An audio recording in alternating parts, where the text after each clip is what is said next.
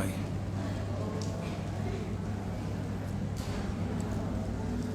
Assalamualaikum warahmatullahi wabarakatuh.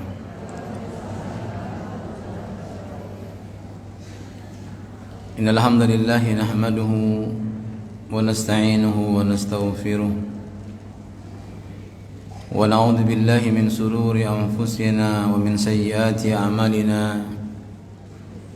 Man yahdihillahu fala mudilla lahu wa may yudlilhu fala hadiya lahu. Asyhadu an la ilaha illallah wahdahu la syarika lah wa asyhadu anna Muhammadan abduhu wa rasuluhu la rasula wa la nabiyya ba'dah. Ya ayyuhalladzina amanu taqullaha haqqa tuqatih wa la tamutunna illa wa antum muslimun. Ya ayyuhan nasu ربكم الذي خلقكم من نفس واحدة وخلق منها زوجها وبث منهما رجالا كثيرا ونساء واتقوا الله الذي تساءلون به والأرحام إن الله كان عليكم رقيبا. يا أيها الذين آمنوا اتقوا الله وقولوا قولا سديدا يصلح لكم أعمالكم ويغفر لكم ذنوبكم ومن يطع الله ورسوله فقد فاز فوزا عظيما. أما بعد فإن أصدق الحديث كتاب الله وخير الهدى هدى محمد صلى الله عليه وآله وسلم وشر الأمور محدثاتها وكل محدثة بدعة وكل بدعة ضلالة وكل ضلالة في النار. إخواني في الدين azani Allah wa iyyakum ajmain, jamaah majelis ilmu Masjid Al-Ikhlas, perumahan Duta Indah yang semoga senantiasa dirahmati oleh Allah Azza wa Jalla. Tiada kata dan ungkapan untuk kita alirkan dari lisan kita, keluar dari hati kita yang tulus, kecuali kalimat syukur kepada Allah Azza wa Jalla, untayan dan kalimat yang indah untuk memulai pertemuan kita di pagi hari ini menjelang siang, atas aliran nikmat yang selalu menetes pada kehidupan kita tanpa berhenti, yaitu nikmat yang berupa kelihatan, yang kelihatan maupun yang tidak kelihatan, zahirah atau batinah. Namun dari kedua nikmat inilah kita seringkali memandang kenikmatan dunia yang zahirah, yang tampak, merupakan kenikmatan yang hakiki, sehingga banyak orang yang bersyukur apabila zahirnya, nikmat zahirnya ditambah oleh Allah. Padahal nikmat yang batinah, yang tidak kelihatan, itu lebih banyak jumlahnya dan lebih besar Allah berikan kepada kita, bahkan tanpa diminta oleh kita. Maka hendaklah kita sebagai seorang mukmin, apabila dia ingin diakui sebagai mukmin oleh Allah Azza wa Jalla, seorang muslim yang ingin diakui kemuslimannya oleh Allah Azza wa Jalla, bukan hanya sekedar pengakuan sebagai mukmin, bukan sekedar pengakuan sebagai muslim, maka hendaklah kita berusaha melegalkan Allah mengakui kemusliman kita, kemukminan kita. Kira-kira berat apa mudah? Diakui Allah kemuslimannya, kemukminannya, berat atau mudah jemaah? Berat apa tidak? Coba, boleh tidak kita mengaku ketika kita berfoto misalnya di rumah yang mewah, kita foto depannya, wah rumahnya mewah sekali, padahal rumah orang. Misalnya antum atau antunna, ya, ada mobil baru, ya, foto depannya, antum pegang spionnya, kan megang doang, boleh nggak megang doang? Boleh. Antum megang boleh, bawa tidak boleh. Ya. Kemudian antum posting ya di status, wih keren banget sudah punya mobil mewah. Saya boleh nggak mengaku? Boleh. Permasalahannya antum diakui nggak kepemilikannya? Ini penting. Maka ketika Allah Azza wa Jalla ya, yang kemudian marah-marah diperingatkan oleh kaum muslimin, di antara kita memperingati tentang Isra dan Mi'raj. Sungguh itu peristiwa yang sangat luar biasa.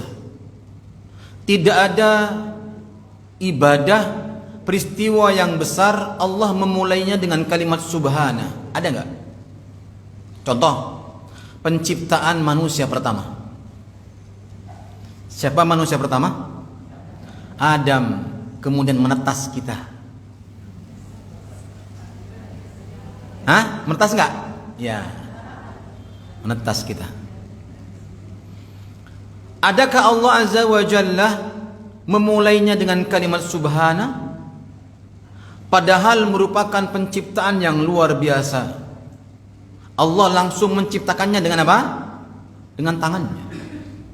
Tapi Allah Azza wa Jalla tidak menggunakan apa? Kalimat subhana.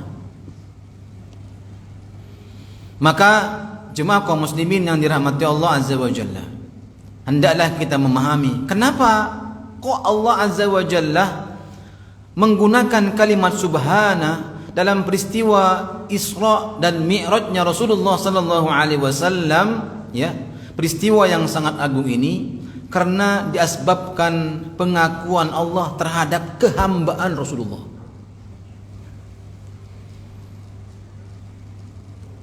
Ini pertama. Ya, kalau antum sering mendengar karena peristiwa atau ibadah yang sangat mulia yang Allah akan berikan langsung kepada siapa? Nabinya Muhammad sallallahu alaihi wasallam. Itu sudah dipahami oleh semua. Tapi jarang diangkat bahwa mengapa Allah Azza wa Jalla diantaranya menggunakan subhana, karena Allah menghilangkan semua sifat kelemahannya. Allah itu maha kuat. Kekurangannya, Allah itu tidak punya kekurangan sedikit pun. Menjaminkan bahwasanya asra bi abdihi laila. Mama nabi abdihi, ibu-ibu sekalian, hamba, iyyaka na'budu wa iyyaka nasta'in. Allah ya Azza wa Jalla dalam hal ini ingin melegalkan tentang kehambaan nabinya Muhammad sallallahu alaihi wasallam. Maka ketika beliau sampai di langit yang pertama, diketok pintunya sama malaikat. Siapa di langit pertama? Nabi siapa? Wallahu a'lam. Siapa nabi pertama yang di langit pertama? Di langit pertama? Tuh kan, baru disebutin barusan. Tuh kan, baru nyambung. Nabi Adam alaihissalam. Ya. Nabi Adam alaihissalam di langit pertama diketok pintunya. Siapa? Jibril. Siapa sebelahmu wahai Jibril? Bersamamu wahai Jibril? Muhammad sallallahu alaihi wasallam. Apa kata Nabi Adam? Apakah Muhammad sudah diutus? Insyaallah. Pak, maaf. Antum boleh masuk, boleh masuk. Tidak masalah, masuklah. Fadhil.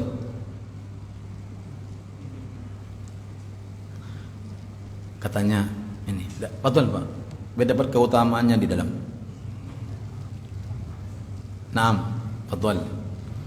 Antum mau di depan juga boleh, dekat ana juga boleh. Kalau kedinginan di sebelah sini Pak. Nah, aman. Aman antum? Ya, kita teruskan.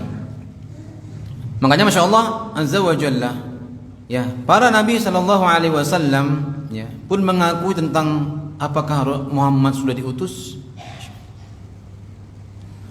Ya jemaah kaum muslimin yang dirahmati Allah Azza wa Jalla, semua makhluk-makhluk Allah mengakui, ketika Allah mengakui kehambaan Rasulullah sallallahu alaihi wasallam, maka seluruh makhluk Allah mengakuinya. Inilah kaitannya dengan judul kita. Jangan-jangan kita hanya statusnya ngaku tapi belum diakui. Ya, insyaallah. Ya, jemaah kaum muslimin yang dirahmati dimuliakan oleh Allah Azza wa Jalla. Coba lihat peristiwa yang terjadi kepada Nabi Saleh. Ya. Bagaimana Allah mengirimkan gempa angin yang sangat dahsyat. Apakah Allah memulai dengan kalimat subhana? Tidak. Semua peristiwa besar yang terjadi di dunia, ya, hanya Allah menggunakan kalimat subhana di peristiwa Isra dan Mi'raj. Maka hendaklah kita betul-betul memahami makna ini secara mendalam, karena Allah menginginkan kita menjadi hamba yang betulan hamba. Ya, jangan cuman status diri kita hamba yang terpampang tertulis dalam KTP kita masing-masing. Ketika seseorang sudah diakui hamba, maka orang itu nikmat yang paling agung dan paling besar Allah berikan, Allah tanamkan kepada diri kita kalimat tauhid. Apakah merupakan nikmat teragung, ya, kalimat tauhid ini? Betul. Kita lihat firman Allah Azza wa Jalla, ya, dalam surah An-Nahl ayat yang ke-1, ya. Bapak Ibu sekalian boleh lihat ayat yang ketiga, keempatnya. Allah menyebutkan nikmat yang teragung, terbesar dari semua nikmat yang ada Allah berikan kepada kita adalah nikmat tauhid.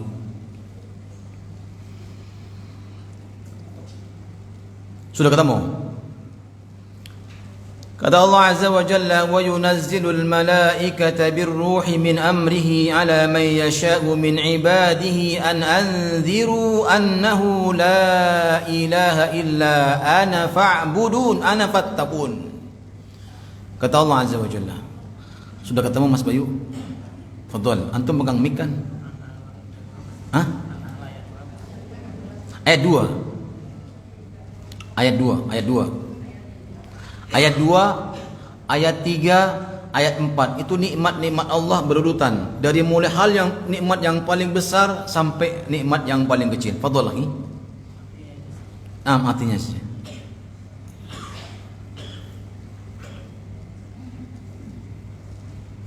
Surat An-Nahl ayat 2. Dia menurunkan para malaikat membawa wahyu dengan perintahnya kepada siapa yang dia kehendaki di antara hamba-hambanya, dengan berfirman, yaitu peringatkanlah hamba-hambaku bahwa tidak ada Tuhan selain aku, maka hendaklah kamu bertakwa kepadaku. Lihat, inilah nikmat yang pertama Allah sampaikan dalam surah An-Nahl, surah yang ke-16 ayat yang kedua. Baru Allah menyebutkannya dalam ayat yang ketiga, keempat, nikmat-nikmat yang di bawahnya. Berarti apa? Menunjukkan bahwasanya nikmat tauhid merupakan nikmat teragung dan terbesar yang Allah berikan kepada orang yang dikehendakinya oleh Allah. Maka Allah Azza wa Jalla telah menjamin seseorang yang lurus ucapannya ketika dia bertauhid. Allah mengatakan, ya ayyuhalladzina amanu taqullaha wa qulu qawlan sadida yuslih lakum a'malakum wa yaghfir lakum dunubakum wa may yuti'illaha wa rasulahu faqad faza fawzan 'azima. Para ulama tafsir mengatakan yang dimaksud qaulan sadida adalah kalimat tauhid. Apabila mereka jujur dengan ucapan kalimat tauhidnya, ucapan asyhadu an la ilaha illallah wa asyhadu anna Muhammadar Rasulullah, maka mereka yuslih lakum a'malakum, akan diperbaiki seluruh amalnya. Seluruh amalnya akan diperbaiki oleh Allah. Berarti ada amal-amal yang kemudian tidak sempurna, betul. Sebagaimana Rasulullah mengatakan dalam doanya, Allahumma inni as'aluka ilman nafi'a wa rizqan thayyiba wa amalan. Nah, berarti ada amalan yang enggak sempurna. Yang enggak sempurna berarti apa? Tidak mendapatkan nilai di sisi Allah Azza wa Jalla. Contoh antum ya, kerja. Antum sudah bekerja sama dengan waktu yang sudah ditetapkan oleh perusahaan. Yang berat itu pekerjaannya atau yang kedua, diakui pekerjaan antum. Saya ulang sekali lagi. Yang berat itu pekerjaannya atau antum, yang lebih berat dari itu adalah diakui pekerjaan antum. Diakui. Ada pekerjaan ringan namun gak diakui. Kenapa? Tidak sesuai dengan apa yang diinginkan oleh atasan kita.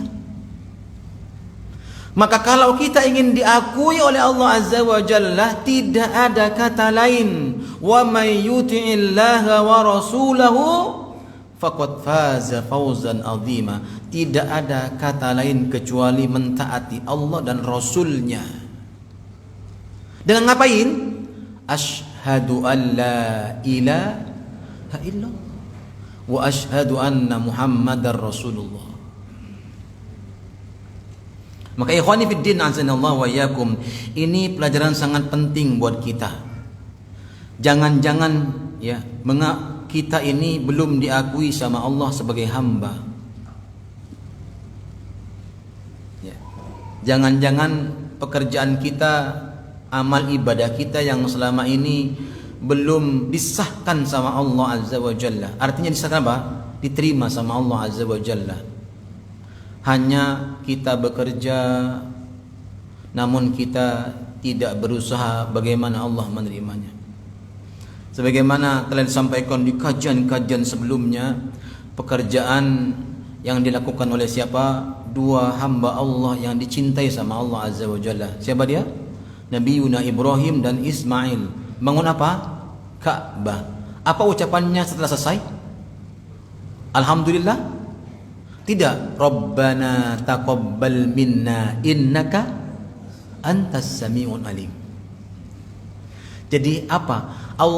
Keduanya menginginkan diakui oleh Allah pekerjaannya. Keduanya menginginkan diakui oleh Allah pekerjaannya, walaupun yang memerintahkan bangun Ka'bah siapa? Allah. Namun mereka tidak pede terhadap amal, perbuatan, pekerjaan yang dia lakukan. Maka mereka berdoa keduanya, Rabbana taqabbal minna innaka antas sami'un alim. Jadi jemaah kaum muslimin yang dirahmati Allah Azza wa Jalla, ada pekerjaan ya yang ringan, pekerjaan yang berat. Ibadah pun sama enggak Ustaz? Ibadah pun sama. Ibadah ada 3 Bapak Ibu sekalian. Yang pertama, ibadah berat, modalnya berat. Ya. Yang kedua, ibadah berat, modalnya ringan. Ibadah ringan, modalnya ringan. Kita ambil yang pertama dulu. Apa tadi? Modalnya, ibadahnya berat, modalnya berat. Apa itu? Di sana bingung, di sini bingung. Haji. Modalnya berat, pelaksanaannya berat. Maka tidak semua orang yang kemudian bisa haji, apalagi tahun ini hajinya tambah naik harganya. Tanya sama Bu Yuni. Ya. Naik nggak Bu Yuni? Naik ya? Insyaallah nggak naik saya berarti. Ya, ini berat. Ya. Wajib nggak haji ini? Wajib nggak? Tanya, wajib nggak ya haji Bapak Ibu sekalian? Wajib bagi yang Kenapa? Karena berat ibadahnya, modalnya juga. Tapi ada orang yang mampu, tapi nggak mau melaksanakan kewajibannya, nggak diakui hamba itu.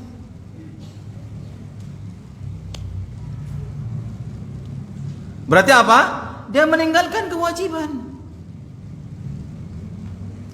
Punya rumah, bisa beli rumah, bisa beli mobil, tapi kalau naik haji tidak punya.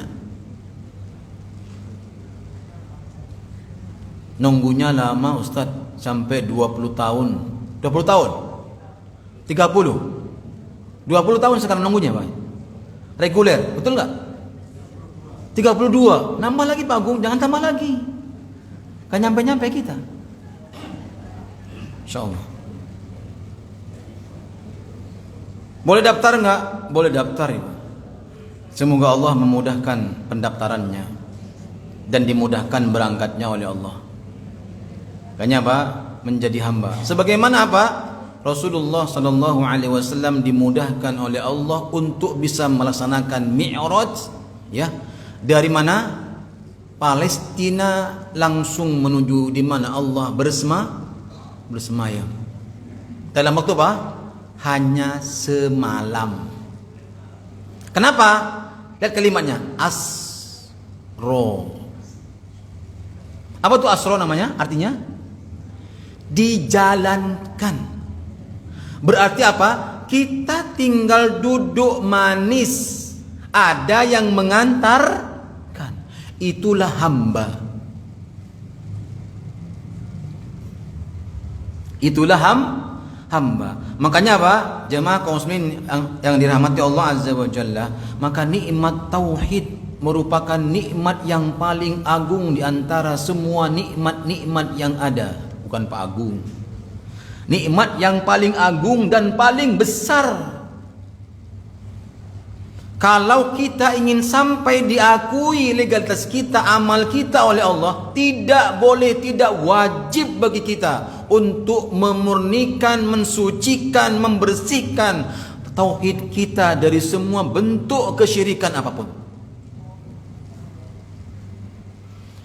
Karena Rasulullah mengatakan, ana auna syuraka. Allah tuh tidak suka dengan perbuatan syirik, mau kecil mau besar.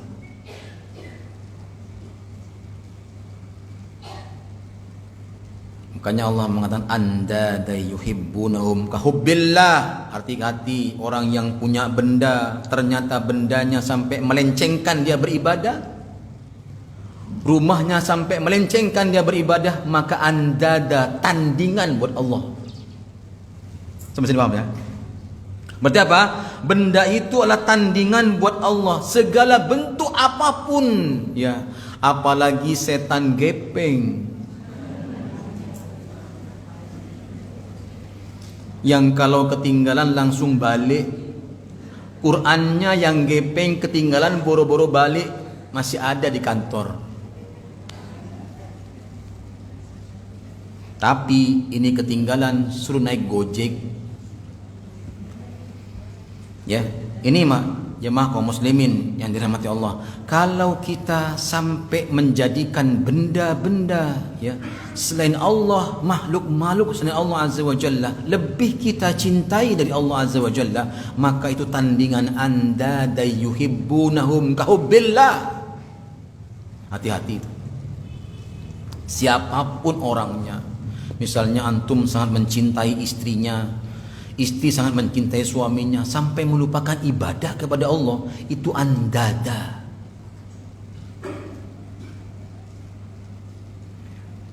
Hati-hati ya. Makanya nikmat yang paling agung di sisi Allah adalah nikmat tauhid.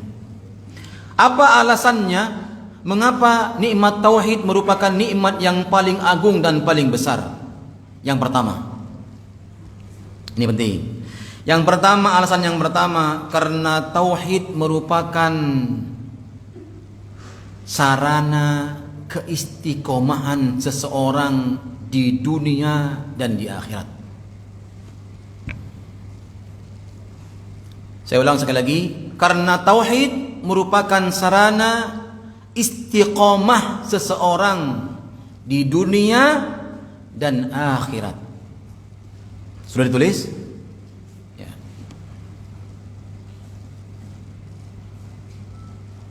Istiqomah itu mudah atau ringan? Istiqomah itu mudah atau ringan? Hah? Ibu jawab yang mana sih? Kan cuma istiqomah mudah atau ringan? Jawabnya yang mana? Kok nggak ada jawab, nggak ada permintaannya itu? Ya. Ya. Untuk istiqomah dalam ibadah itu tidak semudah yang kita bayangkan. Makanya dalam hadis qudsi, ya, Rasulullah sallallahu alaihi wasallam bersabda, Allah tidak meminta kepada hambanya banyaknya beramal namun sedikit, tapi istiqomah, bukan istri satu di rumah. Ya, ini kadang-kadang orang persepsikan kalimat istiqomah dengan begitu. Yang satunya di mana? Allahu a'lam. Ya. Istiqomah tetap istiqomah di atas amalan walaupun sedikit. Ya, insyaallah banyak di antara antum semuanya sudah bisa punya amalan yang bisa antum laporkan nanti, banggakan di sisi Allah. Yang sunnah, yang suka menjaga wuduknya, kemudian sholat 2 rakaat, jangan sampai lepas. Yang baca Quran tidak pernah lepas dalam sehari, istiqomah sampai antum meninggal. Ya, ini yang pertama. Ibadah yang kedua, ibadah berat tapi ringan. Modalnya ringan. Apa itu? Sholat. Berat enggak? Apalagi subuh. Bagi orang munafik apalagi Isya, berat. Makanya jumlah orang yang sholat maghrib dengan sholat Isya lebih banyak mana? Isya.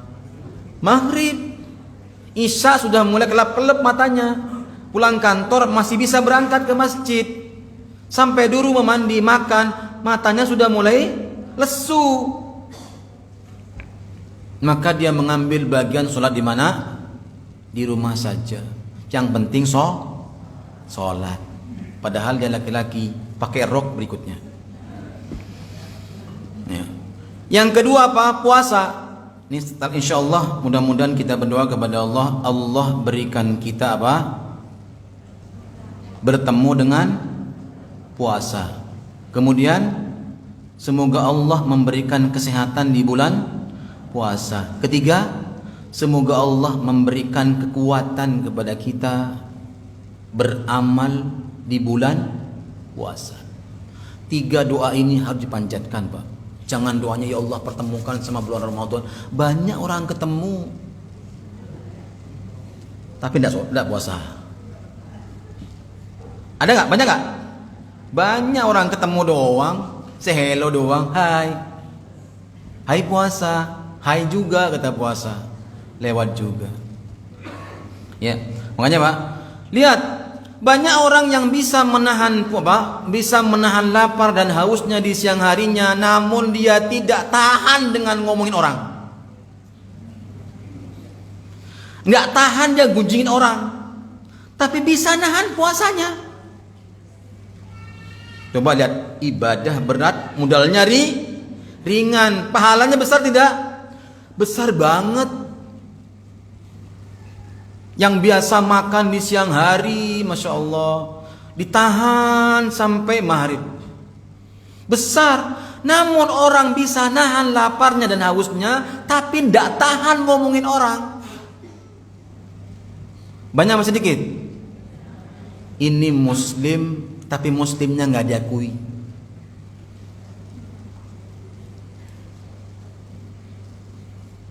Siapa yang ngomong, Ustaz? Rasul sallallahu alaihi wasallam. Al-muslimu man salimal muslimuna min lisanihi wayadi, seorang muslim yang diakui sama Allah kemuslimannya adalah muslim yang tidak pernah nyakiti saudaranya imma dengan tangannya atau dengan tahu tidak? Tahu tapi kok dilakoni terus. Priwe ini. Tahu tapi kok masih dikerjain. Lihat, maka jemaah kaum muslimin yang dirahmati Allah Azza wa Jalla, ini perkara yang penting buat kita. Ada orang yang bisa nahan lapar dan hausnya, tapi tidak bisa nahan amarahnya. Ada begini, yang suka marah-marah ibu-ibu. Anaknya lagi masak, bikin ulah, numpahin ini. Tahu nggak ibu lagi masak? Aduh, puasanya pengen diakui nggak puasanya bu? Ya, mulai hari ini insya Allah nggak ada Ustaz. Alhamdulillah, sehingga berkah nih majelis. Bapak juga begitu, kesel-kesel di kantor jangan dibawa pulang. Istrinya sudah masak, antum kesel-kesel dibawa pulang. Masak begini doang. Nah, hati-hati itu. Ya. Alhamdulillah, istri saya masak, sudah capek, masak, jaga anak lagi, ya Allah. Makasih ya, Allah, indah itu hidup. Ya. Ada yang begitu bu? Nggak ada di sini ya bu ya? Di rumah ya bu? Yang ketiga adalah ibadah ringan, tapi modalnya ringan. Ibadah ringan, modalnya ringan. Tapi yang berat apanya? Hatinya. Ya, apa diantaranya? Ketemu sama saudaranya, ngapain? Hai atau halo? Assalamualaikum. Kalau bukan ya semajlis, ya nggak mau ngucapin salam. Kita aja assalamualaikum, jalan terus. Kenapa? Sholatnya beda. Ente di Intan, saya di masjid, di Al-Ikhlas. Jadi kalau ucapin salam, ya udah. Kalau sama-sama cuma assalamualaikum, waalaikumsalam, masya Allah. Tidak, akhi. Antum ketemu di mana saja, ucapkan salam. Bukan karena masjidnya, bukan karena rumahnya, bukan. Siapa yang nyuruh kita untuk menyebarkan salam? Rasulullah sallallahu alaihi wasallam. Ubsus salam, sebarkan salam. Karena salam itu apa artinya? Doa. Ringan apa berat Bapak Ibu sekalian? Mudah. Senyum itu butuh modal enggak? Pakai wudu enggak senyum itu? Enggak perlu pakai wudu. Nggak perlu pakaian rapi, nggak perlu, senyum doang. Coba, ringan, ibadahnya ringan, modalnya ringan, tapi yang jalanin, ya itu masalah kita. Allah memberikan kelompok-kelompok ibadah dari yang berat, ya sama beratnya, ada yang berat, ringan. Tapi masya Allah, ada perkara yang berat buat kita. Kenapa Pak? Semuanya asbabnya kena tauhid. Makanya apa? Orang yang tauhidnya lurus pasti Allah istiqomahkan ibadahnya. Maka lihat firman Allah tadi apa? Yuslih lakum a'malakum wa yaghfir lakum dzunubakum, kata Allah. Allah perbaiki seluruh amalnya, yang berat menjadi ringan, yang berat plus ringan akan lebih ringan, yang ringan lebih akan ringan. Kenapa? Karena Allah istiqomahkan kita ibadah. Maka ada orang yang kalau ketinggalan sholat subuh Pak, masya Allah, nangis dia. Ada orang ketinggalan subuh makan nasi uduk depan, malah ngajak-ngajak lagi. Itu bedanya. Orang yang ketinggalan sholat tarawih ini, sekali aja terlambat dia karena macetnya jalan, masya Allah Pak, dia akan menyesal seumur hidupnya. Kenapa? Ada yang hilang pada dirinya. Itu orang yang Allah istiqomahkan dalam hidupnya.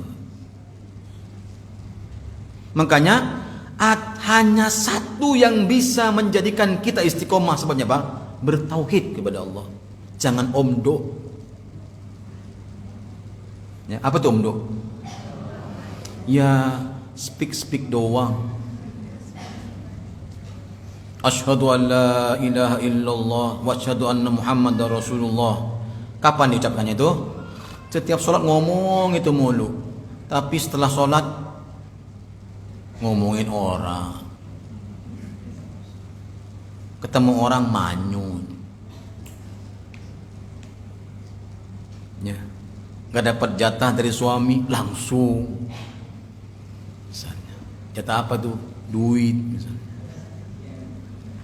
Gajian terlambat langsung nanya, kok belum gajian? Sabar, lagi diuji sama suaminya.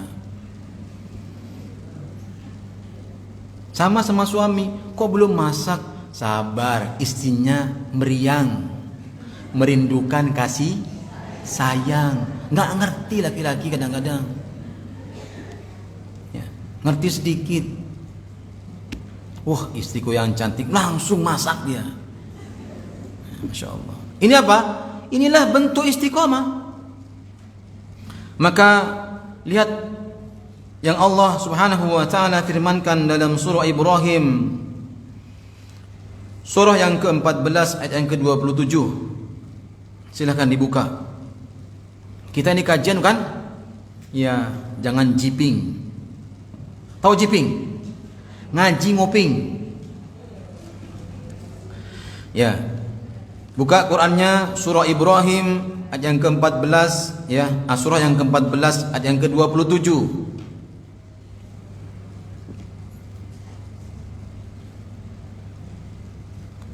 Ini baru satu, sudah waktunya setengah sedikit. Sudah? Lama sekali. Ayo Bayu baca. Antum ajalah, masih anak muda. Surah Ibrahim ayat 27. Allah meneguhkan iman orang-orang yang beriman dengan ucapan yang teguh dalam kehidupan di dunia dan di akhirat. Dan Allah menyesatkan orang-orang yang zalim, dan Allah berbuat apa yang Dia kehendaki. Lihat firman Allah Azza wa Jalla, barakallahu fikum. Yusabbitullahu alladhina amanu bil qawli tsabiti fil hayati dunya wa fil akhirah. Allah menguatkan ucapan orang-orang yang beriman, ya, baik di dunia maupun di akhirat. Bil qawli tsabiti, kata para ulama, dengan ucapan apa? Kalimat tauhid.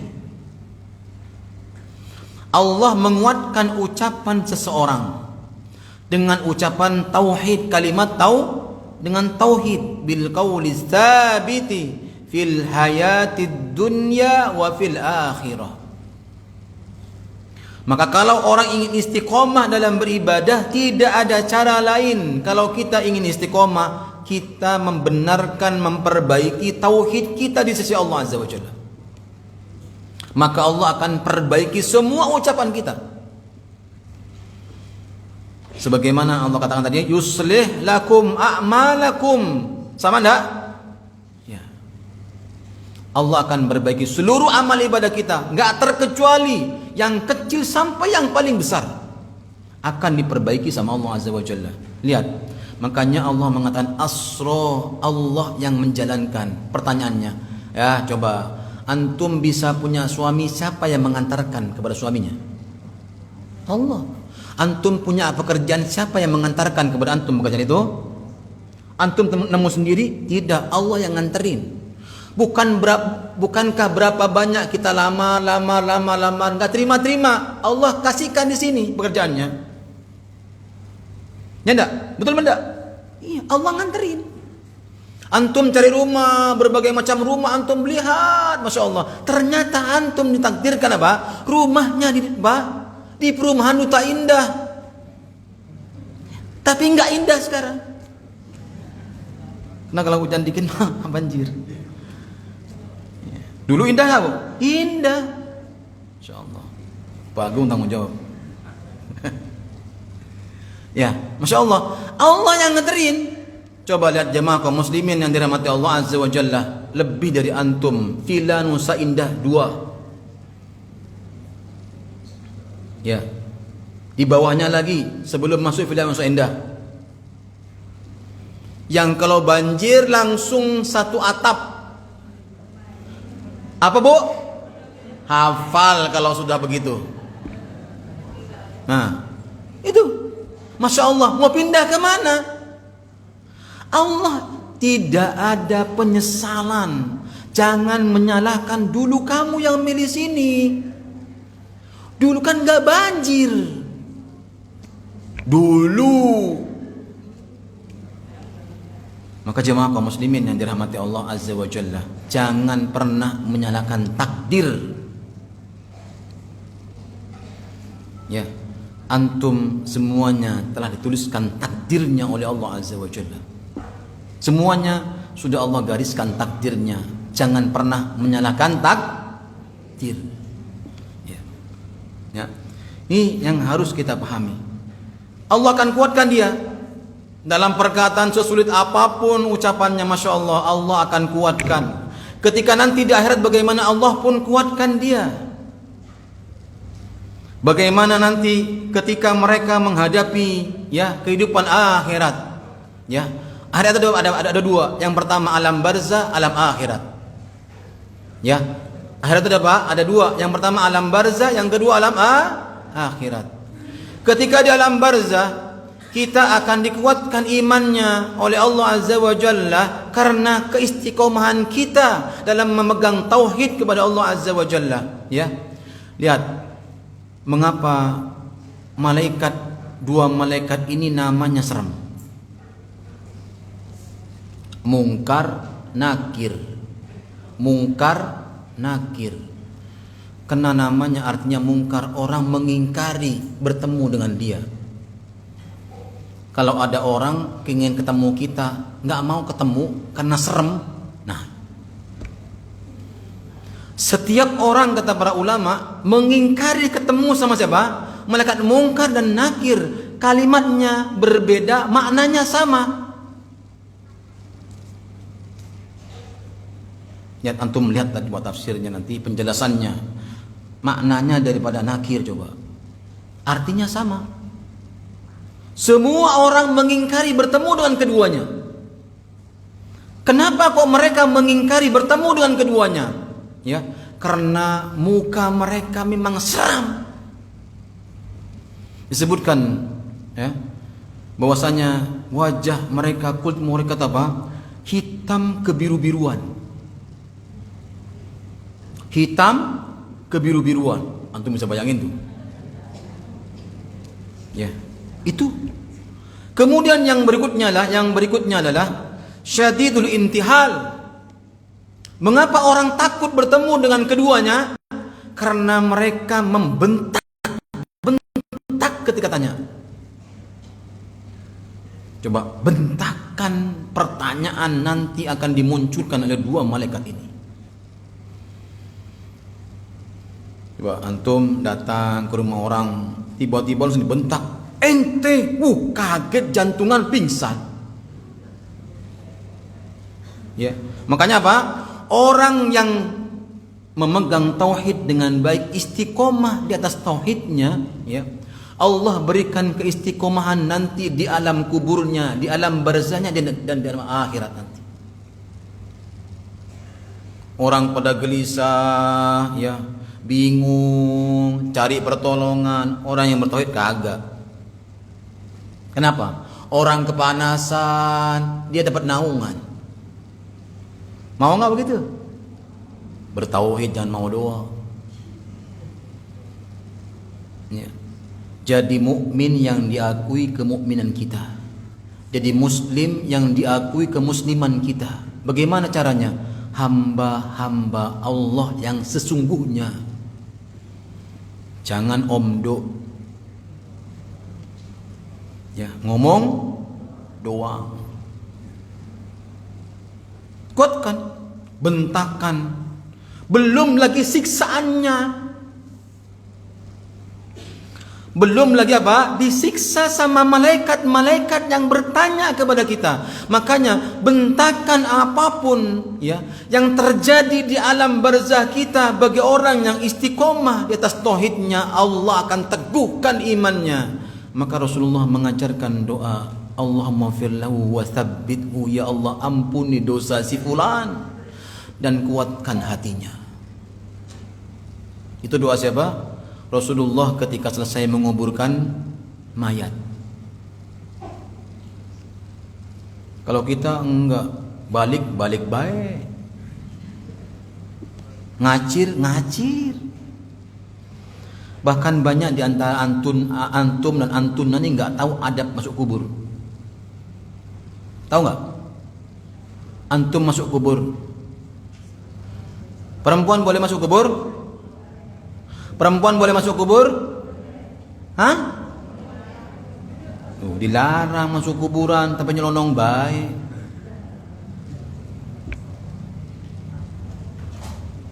Di mana letaknya perempuan?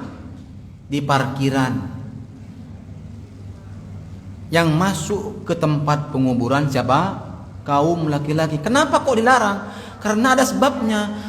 Perempuan itu sensitif, suka mewek, nggak tahan dia. Ada nggak ustadz laki-laki yang suka mewek? Ada juga. Ada. Yang kedua apa? Yang banyak dilanggar? Banyaknya orang yang pakai sendal masuk pemakaman. Boleh apa enggak? Boleh apa enggak? Tuh, enggak tahu kan? Lepas, angkat sendalnya, teng-teng. Bukan masjid Ustaz. Tuh. Yang nyuruh siapa? Yang nyuruh siapa? Rasulullah sallallahu alaihi wasallam. Gimana mau dikira hamba? Gituan aja enggak tahu. Tapi tahu, aduh, kotor. Ya Allah, mendingan kotor daripada enggak dapat pahala. Yang ketiga apa? Jangan nginjak atau duduk di kuburan.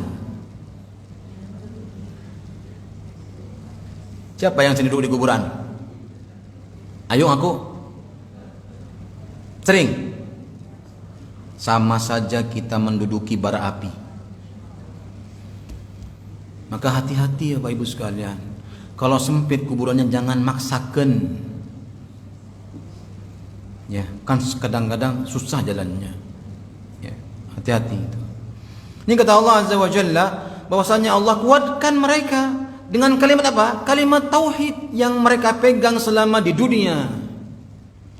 Mereka akan dikuatkan istiqomah baik di dunia maupun di akhirat. Nanti ketika di alam akhirat, ya, yang kedua, mereka akan mendapatkan naungan dan perlindungan dari Allah Azza wa Jalla.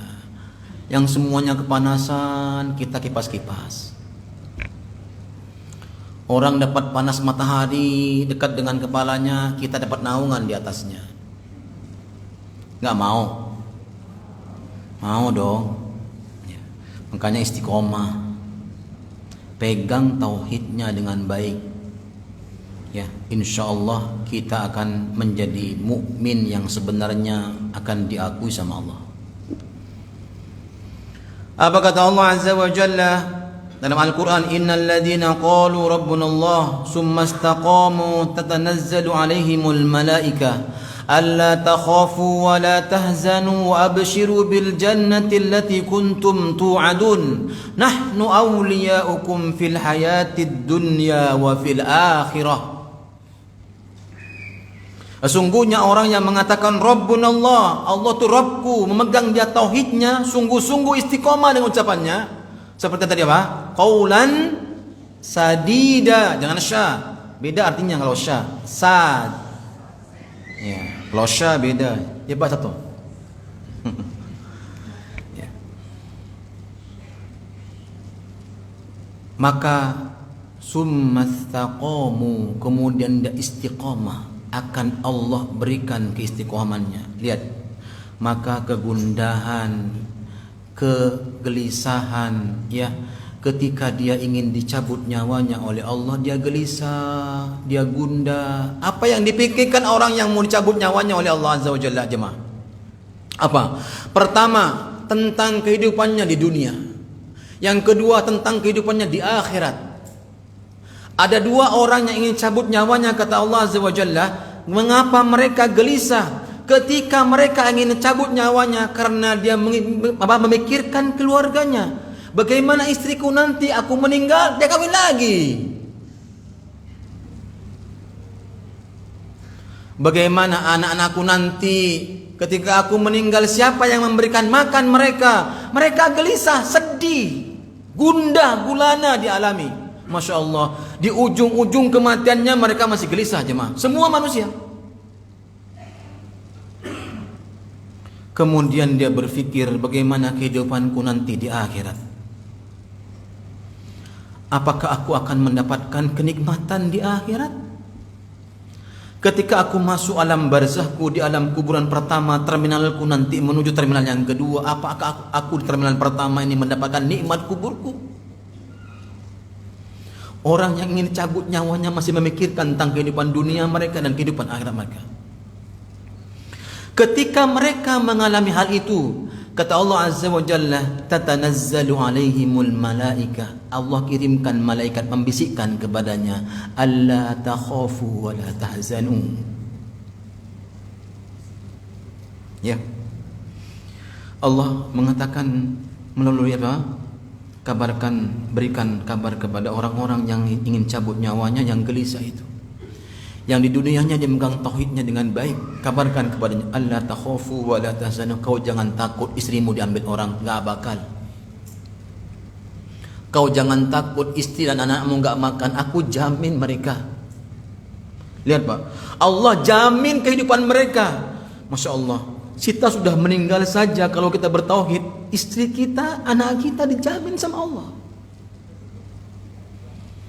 Bahkan kalau istri meninggal duluan, dijamin sama Allah suami kita dan anak kita. Ya, kalau istri kan suami yang meninggalkan tumpuhan apa namanya? Apa? Nafkah.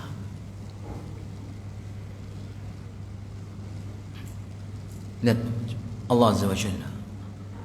Dan akan Allah telah menjamin kehidupannya di akhirat, maka dia senyum. Inilah yang dialami oleh orang-orang yang bertauhid. Inilah mahalnya, agungnya tauhid. Kemudian nahnu awliyaukum fil hayatid dunya wa fil akhirah, kata Allah. Aku akan menjadi wali-wali mereka nanti di dunia. Aku akan menjadi wali-walimu nanti di akhirat. Aku akan jaga engkau dari semua gangguan, keganasan mungkar dan nakir, ya, keganasan makhluk-makhluk di alam kubur, dahsyatnya hari kiamat padang mahsyar. Kau enggak akan dapat apapun dari itu. Kau akan dapat nikmat dari aku, kata Allah Azza wa Jalla. Nahnu awliyaukum fil hayatid dunya wa fil akhirah. Maka jemaah kaum muslimin, jangan pernah bosan belajar tauhid. Jangan sekedar belajar, ya, karena belajar itu bukan hanya bukan hanya kewajiban, ya, tapi ada bukan hanya kewajiban yang harus kita laksanakan, tapi ada kewajiban yang lebih dari itu. Apa itu? Mengamalkan apa yang kita pelajari, menuangkan apa yang kita pelajari, ya. Sampai-sampai Allah menurunkan malaikat rahmat kepada orang-orang yang ingin dicabut nyawanya oleh Allah Azza wa Jalla, memberikan kabar gembira kepada orang-orang yang ingin cabut nyawanya. Dalam hadis Nabi sallallahu alaihi wasallam menyebutkan, man ahabba liqa Allah ahabballahu liqa'ah, wa man kariha liqa Allah karihallahu liqa'ah. Hadis riwayat Bukhari Muslim. Barang siapa yang mencintai bertemu dengan Allah, Allah pun cinta bertemu dengan orang itu. Dan barang siapa yang benci bertemu dengan Allah, Allah pun benci bertemu dengan orang itu. Sampai-sampai Aisyah berkata, adakah orang benci akan kematian wahai Rasulullah? Aisyah salah menafsirkan hadis ini yang disampaikan Nabi SAW sampai dia berkata, apakah ada orang yang benci kematian wahai Rasulullah? Padahal semua orang pasti benci kematian wahai Rasulullah. Tidak mau dia mati. Kenapa kau tidak mau dia mati? Jawabannya apa Bapak Ibu sekalian? Kenapa kita benci kematian, Pak? Karena modalnya dengkul, gak punya modal. Ya, punya modal gak? Punya, alhamdulillah. Punya gak amalan yang dibanggakan Ibu? Punya insyaallah, masya Allah. Yang belum punya harus punya. Ya. Kenapa? Karena orang lain gak akan ngasih sama kita. Orang lain gak peduli sama kita nanti. Kita usahain dari sekarang, sebelum datang kematian kita, menjemput kita, yang pasti akan datang kepada kita. Dia tidak menunggu kita siap atau tidak. Kita mempersiapkan datangnya kematian. Dengan apa? Tegakkan kalimat tauhid dengan baik di hati kita yang paling dalam. Amalkan dalam kehidupan. Kalimat la ilaha illallah. Tiada ilah yang berhak diibadahi kecuali Allah Azza wa Jalla. Pertanyaannya, selama ini Bapak Ibu sekalian, benar enggak tauhid kita miring atau enggak? Atau lurus? Kalau ibu, Bapak Ibu kehilangan barang, yang pertama kali tahu siapa? Ngaku. Yang pertama kali tahu siapa? Yang pertama kali kita beritahukan siapa? Ini kayak orang bingung. Masalahnya salah jawabannya. Itu masalah. Coba selama ini yang kita alami, jujur aja enggak apa-apa. Enggak masalah. Yang pertama kali ketika kita mengalami sesuatu yang negatif buat kita, yang tahu, yang kita laporkan dahulu itu siapa? Yakin Allah? Enggak jujur itu. Selama ini kita alami adalah yang pertama kali tahu tentang informasi kesedihan kita, kehilangan kita siapa? Makhluk.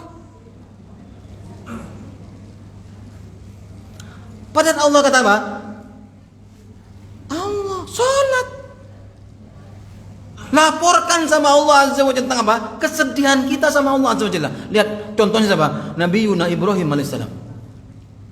Ketika istrinya dicuri oleh orang-orang kafir, datang utusan melapor kepada Nabi Ibrahim, istrinya diambil sama orang kafir. Apa yang dilakukan Nabi Ibrahim? Lapor Pak RT? Pak RW? Oh kagak. Ambil wudu, lapor sama Allah. Dalam sholatnya minta sama Allah, ya Allah kembalikan istriku ya Allah. Selesai sholat, assalamualaikum, assalamualaikum. Datang utusan membawa istrinya, jemaah. Ini muslim yang diakui muslimnya, mukmin yang diakui mukmin. Bisa nggak begini? Semua kata Rasulullah bisa. Kenapa? Karena kita punya satu Rob yang menjawab semua doa seorang hamba. Ribuan hamba berdoa berbeda-beda, Allah tahu siapa yang butuh. Coba saya mau tanya sama antum, kalau antum punya apa? Punya karyawan jumlahnya 20.000 orang. Apakah antum tahu semua permintaan, keinginan semua karyawan antum? Tahu enggak? Ya, enggak usah tahu begitu deh, bingung jawabannya pasti. Ya, apakah antum kalau dimintain sama 20.000 karyawan, minta semuanya berbeda permintaannya, antum pusing enggak? Pusing enggak? Allah mengatakan pusing enggak? Allah bilang pusing enggak? Wa idza sa'alaka ibadi anni fa inni qarib. Semua antum minta di waktu zuhur, minta sama Allah, ya Allah ampuni dosa hamba ya Allah. Berikan keberkahan kepada kehidupan hamba. Jaga lindungi anak-anak hamba ya Allah. Ketika antum sore mintanya berbeda kepada Allah Azza wa Jalla. Betul apa tidak? Allah mencatat semua permintaan hambanya di sisi Allah Azza wa Jalla. Dan siapa yang sungguh-sungguh minta sama Allah Azza wa Jalla dengan hati yang tulus, itulah yang terima sama Allah. Dengan salam, semua permintaan seorang hamba kepada Allah akan dikabulkan oleh Allah Azza wa Jalla. Namun ada yang langsung dikabulkan, ada yang diberikan kepada orang lain, kepada anaknya, ada yang ditunda pemberiannya di akhirat. Semua akan dikabulkan sama Allah Azza wa Jalla. Makanya Allah senang sekali kepada seorang hamba yang bersimpuh bermunajat kepada Allah Azza wa Jalla, minta kepada Allah. Namun selama ini kita lakukan apa? Kita lebih mendahulukan makhluk ketimbang Allah Azza wa Jalla. Maka mulai hari ini perbaiki tauhid kita kepada Allah. Karena itu berkaitan apa? Dengan tauhid. Masa si ustaz Allah akan mengembalikan barang kita yang hilang? Wallahi jemaah, jangankan barang yang hilang. Ya, sebagaimana tadi Pak Sabto kita kajian tahsin kemarin, tulang belulang yang kemudian hari kiamat terjadi muntah entah di mana, entah berantah adanya, bagi Allah mudah untuk mengumpulkan kembali nyatu sama tubuh kita. Jangankan cuma barang hilang di Indonesia, bagi Allah apa? Mudah, kecil bagi Allah. Menghidupkan orang yang mati, mematikan orang yang apa? Yang hidup, itu mudah bagi Allah Azza wa Jalla. Nah, makanya apa? Kaum muslimin yang dirahmati, dimuliakan oleh Allah Azza wa Jalla. Sampai-sampai Aisyah mengatakan demikian kepada Nabi sallallahu alaihi wasallam. Apa kata Rasulullah? Laisal amru kama tadunnin. Wahai Aisyah, bukan seperti itu maksudnya. Apa yang dimaksud sama Nabi sallallahu alaihi wasallam menjelaskan di sini, yang dimaksud sama hadis ini, siapa yang cinta bertemu dengan Allah, Allah cinta bertemu dengannya.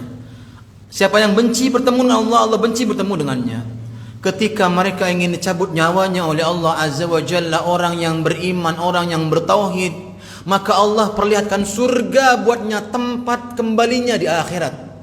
Maka dia mengatakan, aku sangat cinta bertemu dengan Allah. Itulah kata Nabi. Tapi orang yang benci ketemu sama Allah Azza wa Jalla, ketika ingin dicabut nyawanya oleh Allah Azza wa Jalla, oleh malaikat pencabut nyawa, maka Allah perlihatkan neraka tempat kembalinya di akhirat. Maka dia mengatakan, aku benci ketemu sama Allah. Karena dia sudah tahu tempat kembalinya nanti di akhirat. Maksudnya. Makanya jemaah, keistiqomahan bisa kita gapai dan bisa kita genggam dengan tangan kita apabila kita merawat, melestarikan, memurnikan tauhid hanya kepada Allahu Akbar. Sampai sini cukup? Belum. Baru poin 1.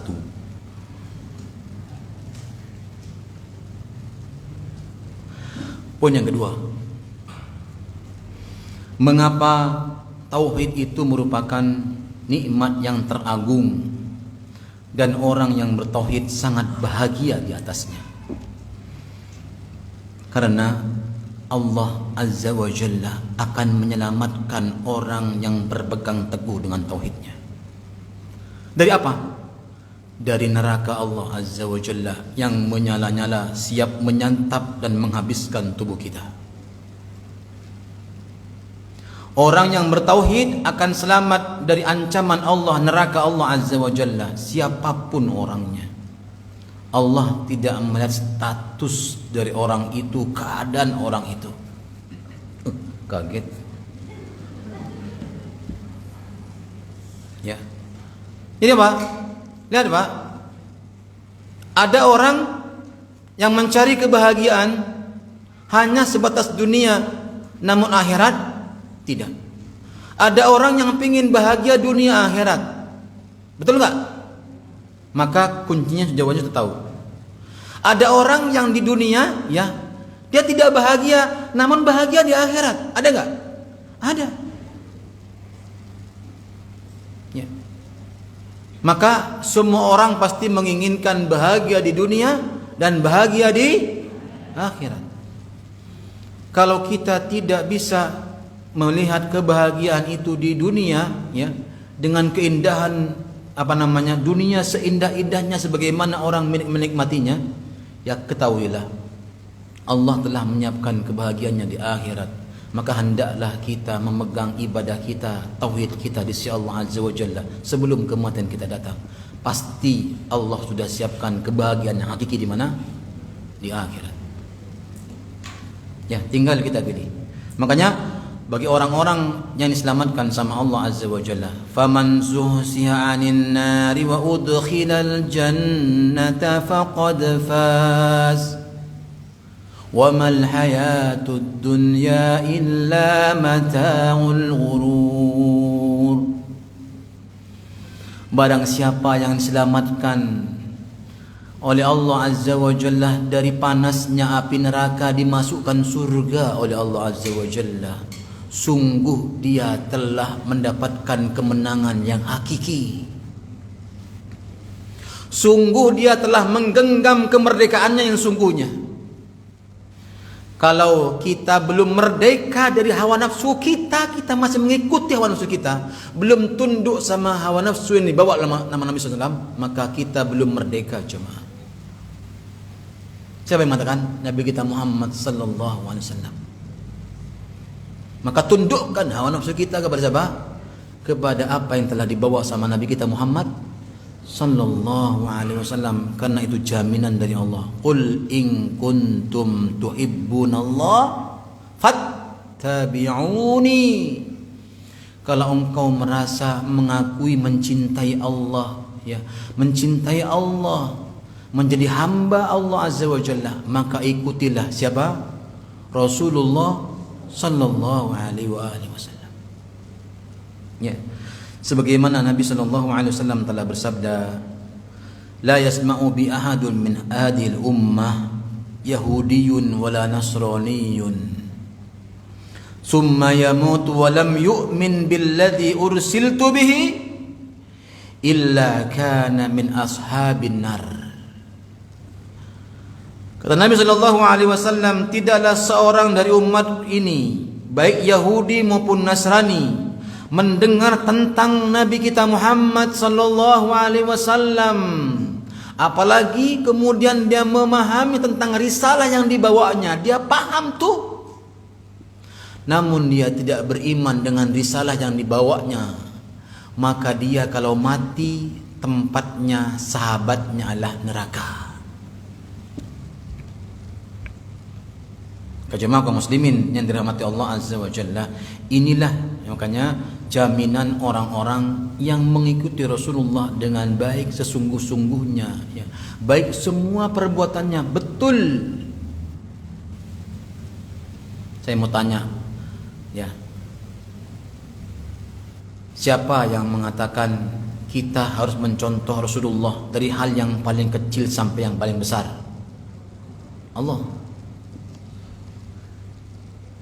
Allah yang mengatakan.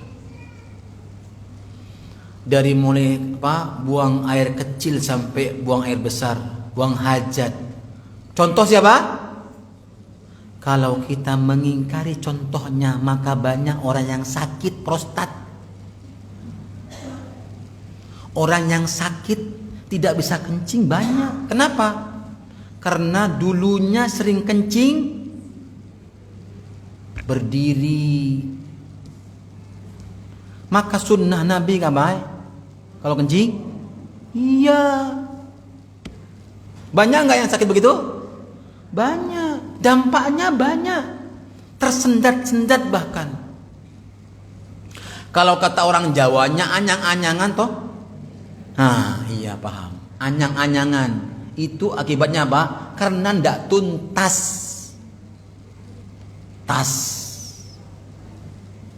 Makanya apa? Coba antum, beda nggak antum buang hajat jongkok dengan duduk? Anaknya sama antum, jongkok dengan duduk, beda nggak? Zaman Nabi ada duduk nggak? Kagak ada. Zaman sekarang ada. Orang lebih seneng duduk ketimbang jongkok. Ada nggak faidahnya dari itu, Pak? Ada. Makanya apa? Segala sesuatu yang mencontoh Nabi Sallallahu Alaihi Wasallam itu semuanya akan melahirkan kesehatan yang sempurna. Pertama, kenapa? karena Allah meridai perbuatannya. Itu masalah. Itu masalahnya, karena Allah mencintai perbuatannya. Fi 'ishatir radiyah, fi jannatin 'aliyah, kutufuha daniyah, kulu washrabu hani'an bima aslaftum fil ayamin khaliyah. Allah meridhoi semua perbuatannya karena apa? Mengikuti apa yang telah dicontohkan sama siapa?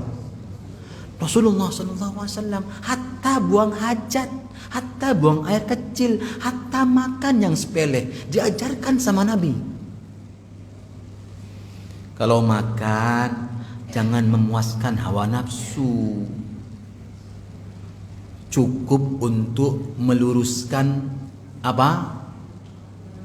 Punggung kita yang tulang belakang. Jangan memenuhi weteng. Kita kan semuanya diambilnya. Makanya sampai diajarkan sepertiga buat makan, sepertiga buat minum, sepertiga buat napas. Semuanya dibuat makan dan minum, napasnya hilang, bangkit, ngos-ngosan. Pengen sehat. Ala siapa? Ala kita. Makanya jemaah lihat, antum kan sering heran, kok rumah sakit di Madinah jarang ada yang menghuni, di Indonesia ngantri. Masuk UGD aja ngantri, coba antum bayangin. UGD. Bahkan murid saya bilang, "Pak, Bapak favorit rumah sakitnya mana?" Ini anak pertanyaannya. Masa rumah sakit favorit? Di mana-mana makanan favorit, tempat ibadah favorit, rumah sakit favorit. Siapa yang mau? Terpaksa mereka ke rumah sakit, betul nggak? Terpaksa, Pak. Kalau nggak sakit nggak bakal mau. Ada yang sakit aja nggak mau ke rumah sakit. Kenapa? Kalau bisa sehat dengan apa? Dengan hal yang lainnya, nggak akan ke rumah sakit. Kenapa? Semewah apapun rumah sakit, nggak nyaman buat yang sakit. Tahu, Bu? Ya, tahulah. Makanya apa? Nabi Shallallahu Alaihi Wasallam mengatakan, ya, anna Nabi Shallallahu Alaihi Wasallam sami'a muaddinan yaqul, asyhadu an la ilaha illallah, kata muadzzinnya. Ya. Lalu beliau bersabda, kharajta minan nar. Seorang muadzin mengucapkan kalimat asyhadu an la ilaha illallah, aku bersaksi tidak ilah yang berhak diibadahi kecuali Allah. Kalau mereka jujur dengan ucapannya, ini muadzin loh. Jujur dengan asyhadu an la ilaha illallah, dia jujur tuh yang muadzin tuh. Apa kata Nabi SAW? Maka mereka akan dijauhkan dari api neraka. Maka muadzin itu harus betul-betul, jangan Allah sunnah habis sholat merokok. Wudud dulu. Ada nggak Pak? Sini nggak ada kan? Adzan sambil ngerokok gitu. Nggak ada. Tapi habis adzan ngerokok ada. Ini manggil orang sholat, karena nungguin orang sholat belum qomat udud. Ya mbok sholat dulu. Ya kalau dia mau sikat gigi, Allahu Akbar, bawa tembakau. Mau ngadep Allah bawa tembakau, gimana coba? Malaikat, kata Rasulullah, malaikat aja nggak suka dengan baunya, apalagi manusia aja nggak suka, apalagi malaikat, kata beliau. Ya, nanti Mbak. Kamu sini ya, Masya Allah. Terus nggak? Terus ya, masih belum nih. Yang ketiga, ya, yang ketiga adalah wahya sababun lidukhulil jannah. Wahya sababun lidukhulil jannah, ya. Tapi saya minta sama para jemaah yang udud, jangan udud di masjid.